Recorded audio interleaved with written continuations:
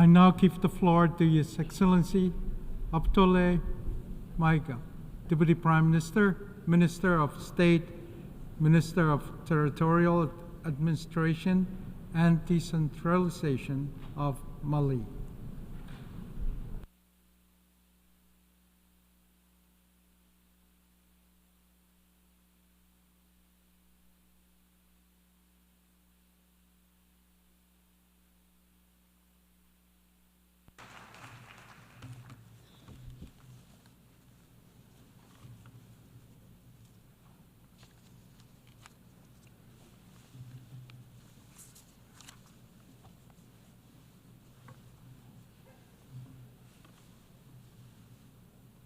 Monsieur le Président de l'Assemblée. Distinguished President of the General Assembly, distinguished heads of state and government, Secretary General of the United Nations, ladies and gentlemen, at the outset, I'd like to convey the warm greetings of His Excellency Colonel Assimi Goïta, President of the Transition, Head of State of Mali, and those of the government and people of Mali. Mr. President, I'd like to also warmly congratulate you on behalf of the Malian delegation on your brilliant election to the presidency of the 79th session of the General Assembly. Your beautiful country, Cameroon, an African country that is our brother and friend, enjoys excellent relations with my country. You can count on the full support of Mali as you fulfill your mandate successfully. Here I also congratulate your predecessor, Ambassador Dennis Francis of Trinidad and Tobago, for his outstanding leadership of the work of the 78th session of the General Assembly. And lastly, allow me to reiterate to the Secretary General of the UN, Mr. Antonio Guterres, our encouragement to continue his efforts to achieve the noble goals of our common organization. Mr. President, on June 26, 1945, by signing the UN Charter in San Francisco, the peoples of the world pledged resolutely, I quote, to protect future generations from the scourge of war, which twice in one human lifetime inflicted unthinkable suffering upon humanity, end quote. Today, we have the opportunity to discuss the following theme: leaving no one behind, acting together to promote peace, sustainable development, and human dignity for our present and future generations. The choice of this theme, 79 years after the signing of the UN Charter, is it a simple coincidence or the outcome of a certain mindset? We don't know. However, we must note, unfortunately, that the question of preserving generations is still a keenly relevant one. Not only future generations, but also our own generation. Is this a failure of the UN? It is certain that an objective assessment with realistic recommendations regarding our collective system would be key for our future. Mr. President, Mali commends the relevance of this theme, which is one of pressing importance. It is true that tensions and wars currently underway continue to jeopardize international peace and security, development, and the fundamental rights of populations. This comment comes from a country that since 2012 has been experiencing a multifaceted and complex crisis that has led to the loss of more than half its territory and caused many innocent victims through an incestuous and opportunistic association of terrorist groups and armed groups.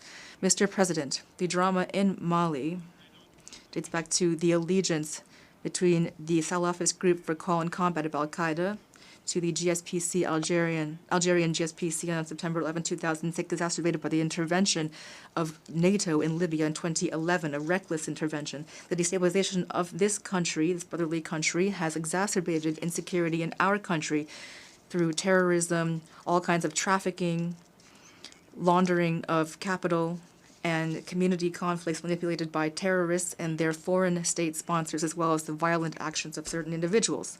For their part, the Malian authorities, having noted and witnessed the failure of international forces present on their territory since 2013, decided to take their fate back into their own hands And since June 7th, 2021, after the swearing-in of His Excellency Colonel Assimi Goïta, President of the Transition and Head of State, a vast campaign was launched to equip and reorganize the defense and security forces associated with a Malian transformation project. The National Refoundation Conference was launched in December 2021. It allowed Malians to engage in an exhaustive diagnosis of the causes of the crisis, followed by the adoption of 517 relevant recommendations.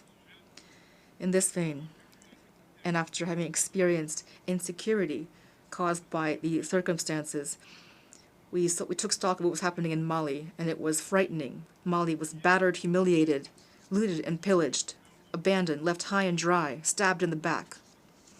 I could go on with these expressions to describe the suffering experienced by the people and the Malian defense and security forces. Based on this experience, knowing that the danger to Mali resulted from these circumstances, His Excellency Colonel Assimi Goïta, President of the Transition and Head of State of Mali, laid forth a realistic vision of the geopolitical situation using a popular Bambara proverb, which I here loosely translate.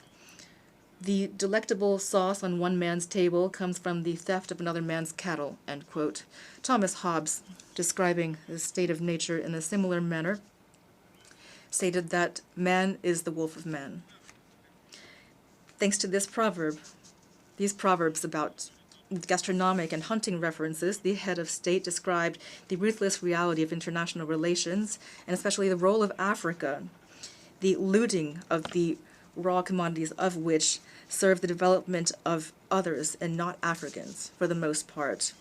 In addition to this vision, the head of state instructed or called on Malians, as part of the refoundation, to become themselves again. The head of state, on April 23, 2024, launched the National Program for Education on Values, which aims at a return to our origins, without which it would be difficult to imagine a bright future for our country in its legitimate quest for sovereignty. This call to become ourselves again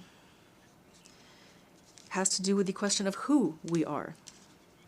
The immediate response to this question was provided by the slogan of Mali: one people, a great family and cosmopolitan nation, one goal to amplify diversity in unity, united for a common good, one faith, the faith that God has given us as a resource to bring about prosperity.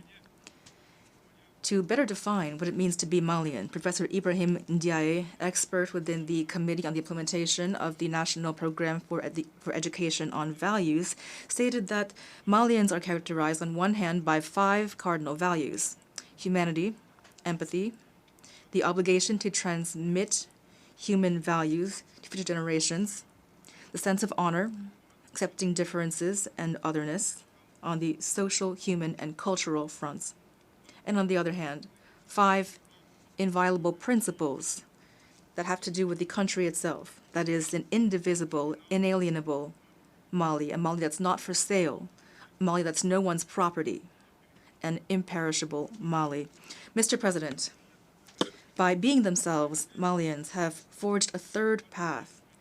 They are not becoming predators, lawless barbarians that seek to rustle other people's cattle, but also not to become eternally powerless victims of predation. The middle path promoted by Mali consists of carrying out our own development, taking a more virtuous path, ensuring the respect of our sovereignty while respecting those of others, that of others, rejecting outside control, and refusing to interfere in others' internal affairs, remaining open to all partnerships based on a win-win relationship.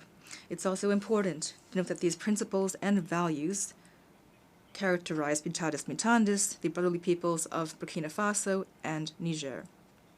With regard to the Malian political transition, we must recall that following the National Refoundation Conference, the Malian people chose to conduct political reforms before holding elections in order to firmly establish virtuous governance. The implementation of the recommendations of the conference allowed us to achieve tangible results, especially the establishment of the Independent Authority of Elections Management, the adoption of a new constitution on July 22nd, 2023, following a well-organized referendum, the completion of our territorial and administrative reorganization, strengthening our fight against corruption, and bolstering transparency in public action, and the revision of our mining code to make it more equitable and to favor local regulations. Mr. President, to further foster national unity, which is the basis of all development, the head of state announced on December 31st, 2023, the holding of the Inter-Malian Dialogue for Peace and Reconciliation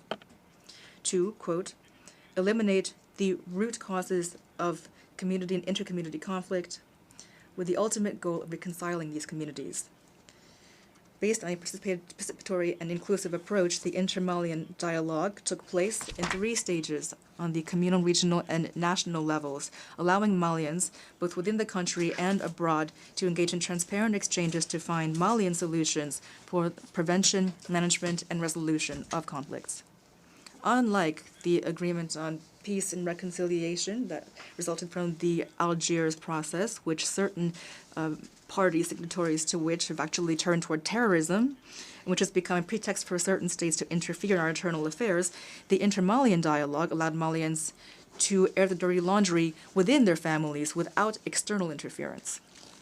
After the demise of the Algiers Accord on January 25th, 2024, today the Inter-Malian Dialogue and its recommendations, officially submitted to the head of state on May 13th, 2024, remain the only reference frame for internal conflict resolution. We once again call on all Malians to join this trend toward reconciliation, a key stage toward returning to constitutional order, which would be secure and stable thanks to the holding of presidential elections. When it comes to combating insecurity, since the Malian Defense and Security Forces began launching offensive actions autonomously, they've achieved many successes with regard to combating terrorism. All regions have now been recovered from the hands of terrorist groups, especially the region of Kidal on November 14th, 2023, after a memorable military operation. Today, terrorist groups have been severely weakened. The Malian Defense and Security Forces have been deployed throughout the national territory. In addition, our forces' offensives are continuing to dismantle the remaining terrorist networks. The government of Mali remains aware that a purely security-based response is limited in its effectiveness. That's why, in addition to military action, the government of Mali has a comprehensive integrated strategy with the goal of restoring the authority of the state throughout the national territory. It includes political, administrative measures, as well as measures for economic and social development, including dialogue with armed groups and the provision of basic social services to our brave population. Despite these concrete and positive results, these criminal groups continue to have a certain capacity to cause trouble through their desperate attempts to undermine our territorial integrity, and they are terrorizing our populations. And here, from this podium, I must denounce the support for these groups from foreign state sponsors. Foreign state sponsors. After years of denouncing these state sponsors that are supporting international terrorism, Ukrainian authorities flagrantly violated in an unprecedented way the UN Charter, as well as the relevant UN conventions and resolutions regarding the prevention of terrorism, when the officials of this country, having confused the international arena for a theater stage, acknowledged their participation in the cowardly terrorist attack against a patrol of the Defense and Security Forces on July 24th to 26th, 2024 in Tinzaouaten in the region of Kidal. Mr. President, in light of the complex situation in the Sahel, motivated solely by their desire to take their country's fate into their own hands, Their Excellencies, Captain Ibrahim Traoré, President of Faso, Head of State of Burkina, Colonel Assimi Goïta, President of the Transition, Head of State of Mali, and Brigadier General Abdourahmane Tiani, President of the National Council for the Salvation of the Homeland, Head of State of Niger, launched the Alliance of the States of the Sahel, which is a collective defense and mutual assistance architecture to combat terrorism, by signing the Liptako Gourma Charter on September 16, 2023. 10 months later, exactly 10 months later, on July 6, 2024, the founding fathers of the AES, the Alliance of States of the Sahel, sovereignly decided to transform this mechanism into a confederation based on 3 pillars: diplomacy, defense, and development, with the ultimate goal of bringing about a federation. Very quickly, important results were achieved in the fight against terrorism thanks to our pooling of our resources for defense, as well as joint military operations, and thanks to our tireless commitment to eradicating terrorism. That is why the member states of the Confederation of States of the Sahel, on August 19, 2024, sent a joint letter to the Security Council of the United Nations to condemn the support of the Ukrainian authorities for international terrorism, to denounce aggression against Mali, and to demand that the Security Council take appropriate measures against the Ukrainian government. Here, I would also like to recall that this letter was sent at a time when Mali was still waiting for the outcome of a previous letter sent to the Security Council from August 15, 2022, which exposed the acts of aggression committed by France against Mali, as well as France's involvement in the promotion of 3 forms of terrorism in the Sahel: armed terrorism, economic terrorism, and media terrorism. With a surface area of 2.758 million square kilometers, with 71 million inhabitants, mostly young people, with an outstanding economic potential, as well as mineral resources covering almost all of the elements of the periodic table, the Confederation of the States of the Sahel, based on the state of the heads of state, peoples, and defense and security forces, are well aware of their own dignity and their honor, and they're more motivated than ever by the blood of their own treacherously spilled. They are resolved to combat terrorism in all of its forms and to honor the memory of victims, civilians and soldiers, Sahelians and foreigners. They are determined to defend their territorial integrity and to ensure their prosperity in a peaceful manner, as laid out in the preamble of the Liptako Charter, which refers to various international organizations, including ECOWAS, and to universal values. As for the lords of war and chaos, with the assistance of God, we will triumph again and always over your sinister and diabolical schemes. Strangely, since the creation of the AES, we've been surprised by the fierce hostility it has encountered, especially from certain officials of ECOWAS who are acting on the orders of imperialist and neocolonial entities. The rest of history is well known. Amadou Hampâté Bâ said, I quote, "If you try too hard to get rid of a pesky frog, it will end up settling in your own pond," end quote. The Confederation of States of the Sahel is open to all investors as long as the partnership benefits the populations of the Sahel and as long as it respects the sovereignty of states. Mr. President, here I would like to commend the relations of cooperation which are exemplary and productive between Mali and Russia, China, Turkey, Iran, and many other of our true allies. Mali remains open to all partners that wish to help it address its many challenges. In this regard, I reaffirm that the government of Mali remains willing to pursue and bolster its cooperation with the UN, especially through its agencies, funds, and programs with which we enjoy excellent cooperation relations. Here as well, we would like to commend and recognize the wisdom of His Excellency, the President Abdelmajid Tebboune, President of the Republic, the Democratic People's Republic of Algeria.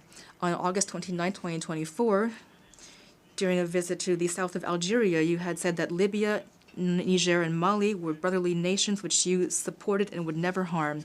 The Malian people were not surprised by these remarks, which eloquently demonstrated your Pan-Africanism, like that of your celebrated predecessors, including late President Abdel Aziz Bouteflika, affectuously nicknamed Abdelkader Mali.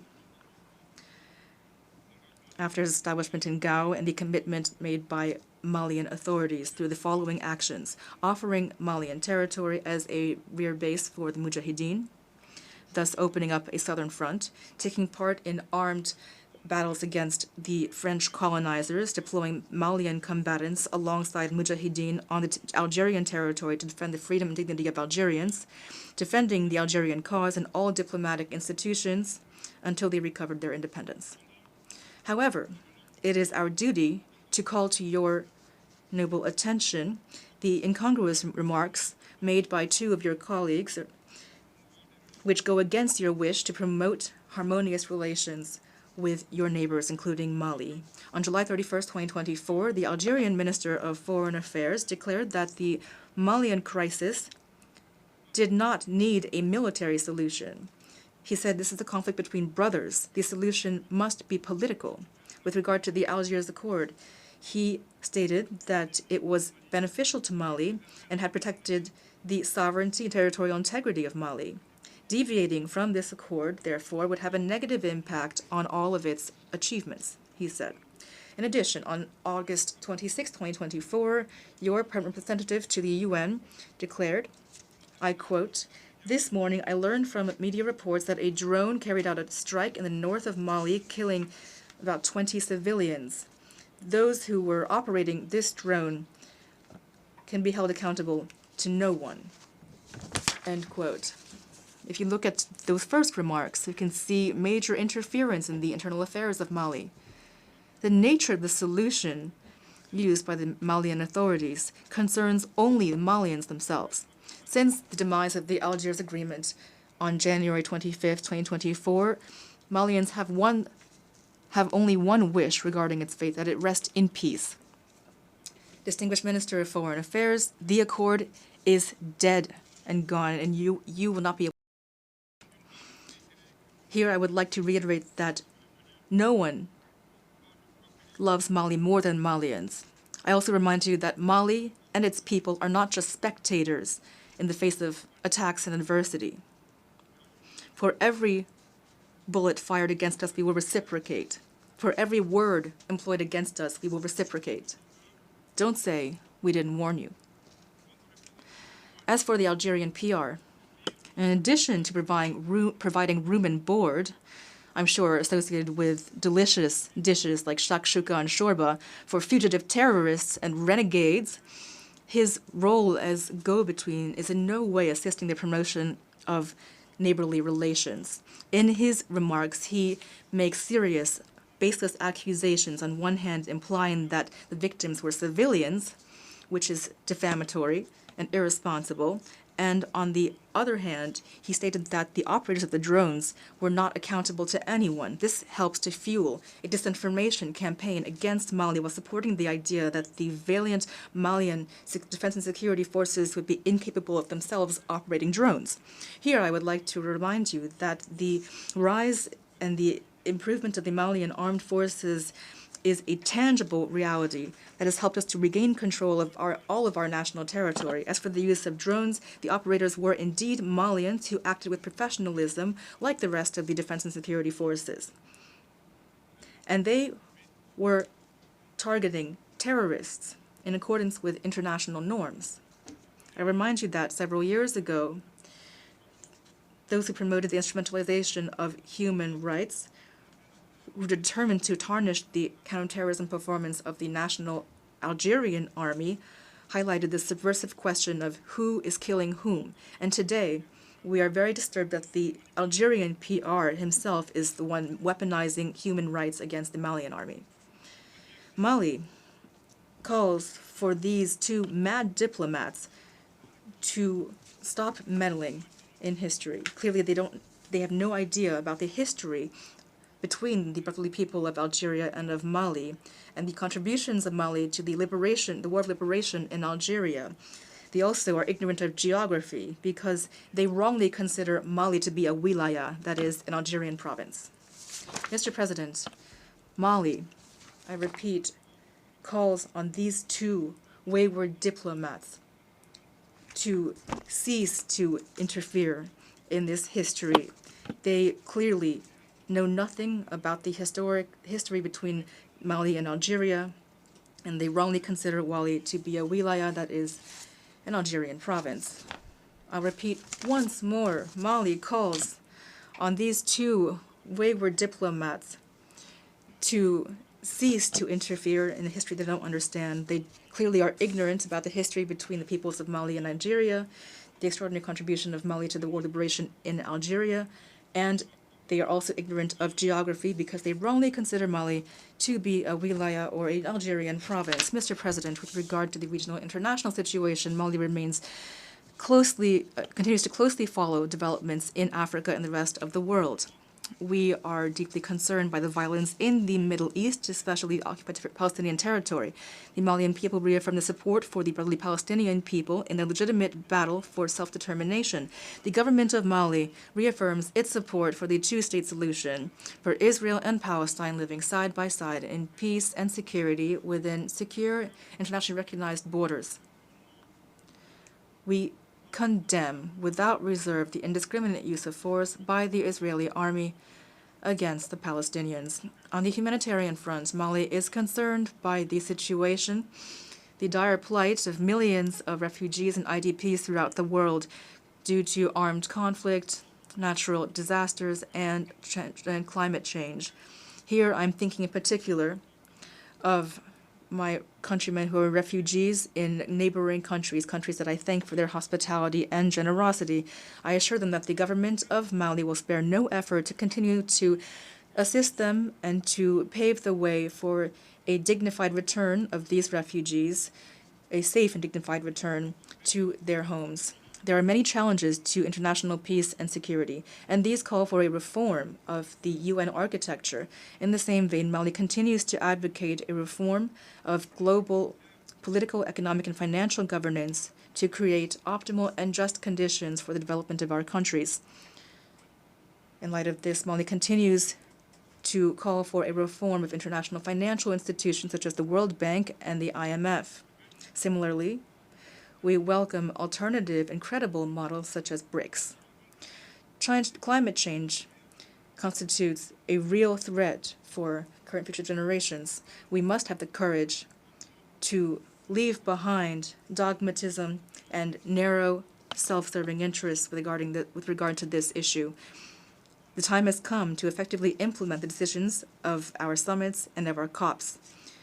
The countries that caused climate change must shoulder their full responsibility, including by supporting the efforts of countries of the South to engage in eco-friendly development. Mr. President, in closing, I would like to observe that this 79th session of the General Assembly is taking place in a context marked by massive challenges for our states and for our multilateral institutions. International peace and security have never been in such danger since the two world wars, including in danger from international terrorism and violent extremism. In this context, it is difficult to attain the SDGs by 2030 when it comes to education, health care, access to drinking water, energy, and justice.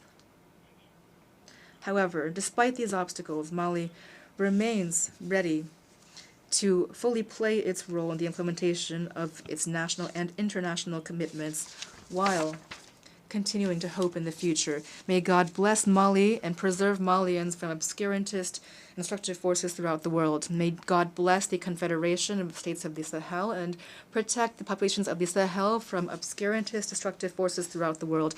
May God bless Africa and protect Africans from obscurantist and destructive forces throughout the world.